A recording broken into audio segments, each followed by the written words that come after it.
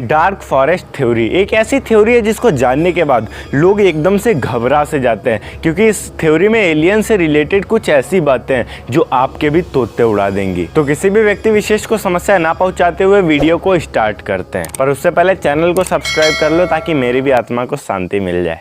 Hello and welcome friends, my name is Anoop Singh and you are watching the Anoop YouTube channel.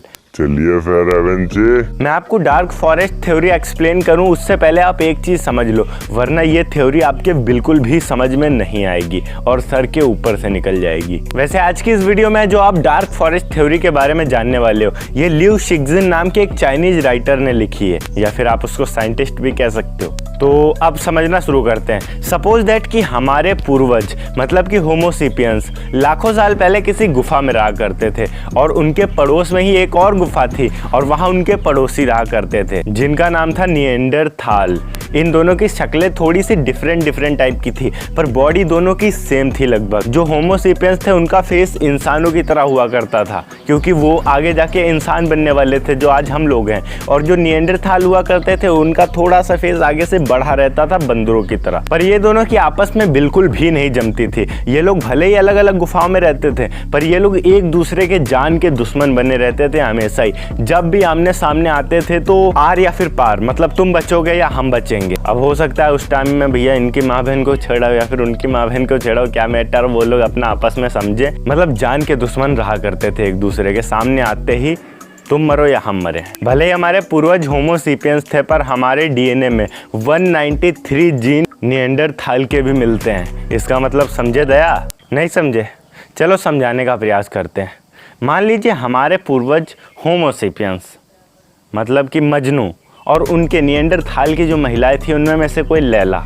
अब तो आगे का समझ ही गए होगे, नतीजा पूरी दुनिया आज की। तो ऐसा भी हो सकता है कि होमो सेपियंस ग्रुप की कई सारी महिलाएं निएंडरथाल में गई हों, या फिर निएंडरथाल के कई सारी महिलाएं होमो सेपियंस ग्रुप में आई हों, जिस वजह से हम लोगों का डीएनए आज उन लोगों के डीएनए से भी मैच करता है। वैसे हमारे जो पूर्वज थे वो निएंडरथाल से दिमाग में ज़्यादा तेज थे, इसीलिए उनके पास सोचने समझने की क्षमता शुरुआत से ही बहुत ज़्यादा थी, और इसीलिए उन्होंने अपनी सूझबूझ से ऐसे हथियार बना रखे थे जैसे कि भाली वगैरह, और उन हथियारों के मदद से होमो सेपियंस ने निएंडरथाल को पूरी तरीके से खत्म कर दिया, विलुप्त। हाँ जी, तो अब आते हैं अंधेरे जंगल के थ्योरी पर। डार्क फॉरेस्ट थ्योरी, यार इतना तो समझ सकते हो बिल्कुल। मतलब अब इस थ्योरी के हिसाब से क्या है, जैसे उस वक्त दो अलग अलग प्रजाति के जीव थे जैसे कि होमो सेपियंस और निएंडरथाल, उसी तरीके से आज के समय में दो अलग अलग सभ्यताओं के जीव हैं। पहला हम इंसान और दूसरा वो एलियन सभ्यता। मतलब कि जैसे होमो सेपियंस और निएंडरथाल एक दूसरे के आमने सामने आते थे तो वो लोग एक दूसरे के जान के दुश्मन बन जाते थे।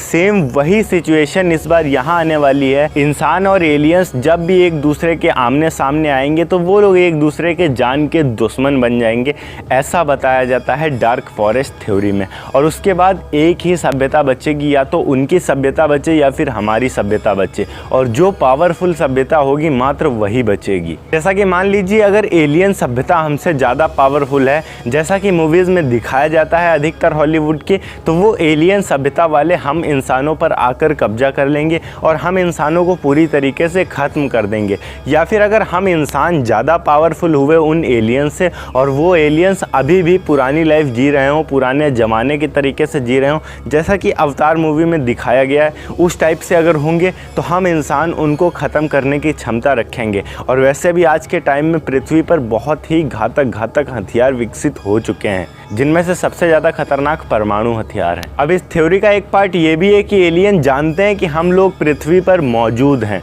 पर एलियंस कुछ बोल नहीं रहे हैं। वो लोग शांत हैं, तब तक शांत हैं जब तक हम इंसान कुछ गलत ना करते हैं उनके साथ उनको खोजने के बाद। और वो अभी तक डरते हैं कि हो सकता है इंसान हमसे बहुत ज़्यादा पावरफुल हो और वो हमें ख़त्म कर दें, इसीलिए वो कुछ भी नहीं बोल रहे हमसे। मतलब एक हिसाब से डार्क फॉरेस्ट थ्योरी का सीधा ये मतलब है कि जब भी एलियंस और इंसान एक दूसरे के आमने सामने आएंगे तो बहुत ही भयानक युद्ध होगा और दोनों में से मात्र एक ही सभ्यता बच पाएगी, या तो वो इंसान की बचे या फिर एलियंस की बचे। ओके गाइस, अगर वीडियो अच्छी लगी हो तो वीडियो को लाइक करके चैनल को सब्सक्राइब ज़रूर कर देना। मैं मिलता हूँ आपको नेक्स्ट वीडियो में एक नए टॉपिक के साथ, तब तक के लिए बाय बाय।